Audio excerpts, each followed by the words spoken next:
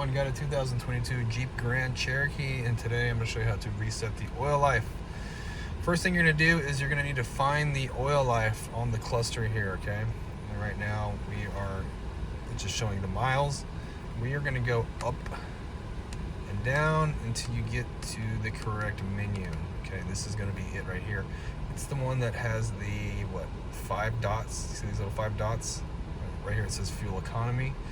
This is where we want to be. Now we're going to scroll over to the right until we get to oil life. And if we read that, it says hold OK to reset.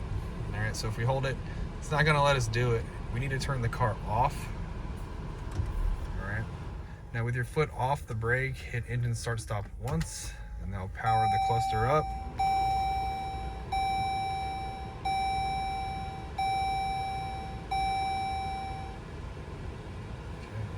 Okay, get rid of the message. Now we're back at oil life.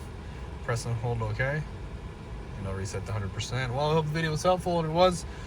I'd really appreciate it if you hit that like button or leave me a comment if you could. Hope to see you again in another video.